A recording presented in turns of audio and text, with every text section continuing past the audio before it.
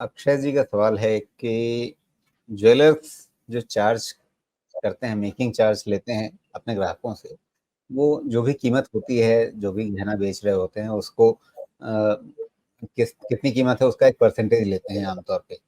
तो अगर सोने का भाव सस्ता हो रहा है, तो उसके चलते ज़ाहिर-सी बात है ज्वेलरी का भाव भी सस्ता हो जाएगा, तो मेकिंग चार्जेज़ भी कम हो जाएँगे। तो इसका असर आप कैसे देखते हैं ज्वेलरी स्टॉक्स पे?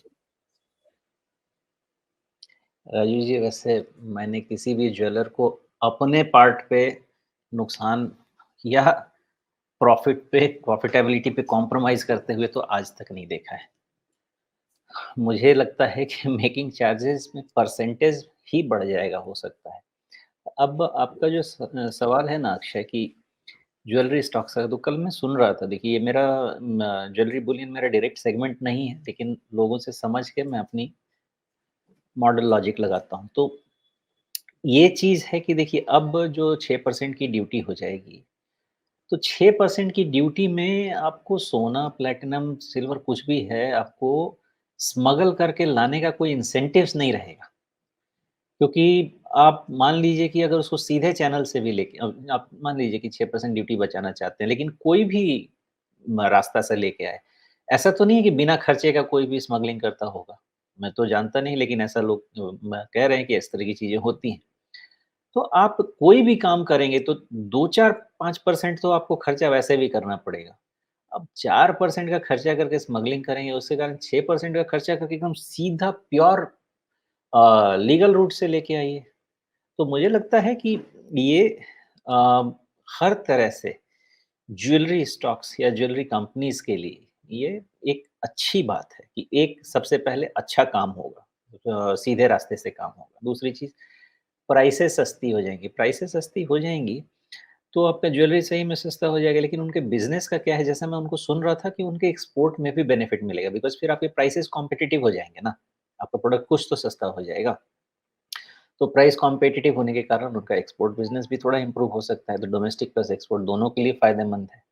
तो नेट-नेट माना तो यही जा रहा है कि ज्वेलरी कंपनीज़ के लिए एक अच्छा सिचुएशन है। एक तो बिज़नेस सिंपल हो जाएगा, सही रास्ते से बिज़नेस होगा, और दूसरा कॉस्ट इफ़ेक्टिवनेस बढ़ जाएगी, तो उसके कारण से आपका सेल्स इम्प्रूव हो सकता है।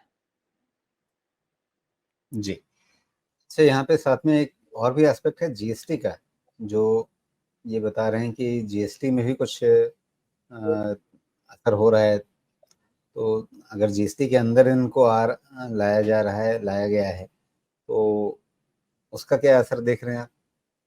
ये चीज़ कल तक मुझे क्लैरिटी नहीं मिली रही, क्योंकि जो बुलियन जो भी एसोसिएशन वाले हैं, उनको जो मैं सुन रहा था, तो कल तक, आज मैंने नहीं सुना है, लेकिन कल तक वो भी यही कह रहे थे कि उनकी जो डिमांड थी वो लेके यही थी कि ड्यूटी को कम किया जाए।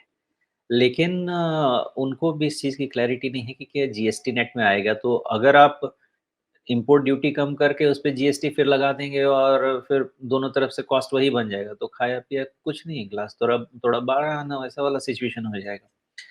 तो अभी इस चीज़ की क्लैरिटी कल तक मुझे नहीं मिली है। अगर आज तक कुछ हुआ है, तो फिर मुझे ये पढ़ना पड़ेगा और उनसे सुनना पड़ेगा क्या बोलते हैं। जी। या फिर ये एक तरह का मतलब रेवेन्यू न्यूट्रल टाइप का है जिसमें आप जीएसटी के अंदर लाना चाहते थे और उसके चलते एक्स्ट्रा बर्डन नहीं हो जाए, इसके लिए आपने एक तरफ से कम कर दिया कि चलो वहाँ कम कर रहे हैं, फिर इधर जीएसटी के अंदर आ रहा है, तो कुल मिलाकर के किसी को तकलीफ नहीं होगी। हाँ, तो देखिए, इसमें क्या है, फिर भी गोल्ड आने लगेगा सीधे रास्ते से ही, बिकॉज़ अगर इम्पोर्ट ड्यूटी कम कर दिया तो वहाँ पे आपको टेढ़े रास्ते से लाने का कोई मतलब नहीं है, बिकॉज़ नेट-नेट खर्चा आपका वही पड़ेगा। तो पहला बिज़नेस आपका वाइड तरीके से ज़्यादा अच्छे से होगा। अब रही बात कि उस पे जीएसटी अगर लगा दिया गया, तो वो नेट-नेट आपका कॉस्ट में आ जाएगा। तो मतलब बिज़नेस प्रॉफिटेबिलिटी आपकी जो पहले थी वही रह जाएगी। सिर्फ़ यही था कि बिज़नेस आपका सिम्प्लीफाई हो जाएगा। फिर आपके पास कोई इंसेंटिव्स नहीं रहेगा बिज़नेस को चोरी-छुपे लाने का।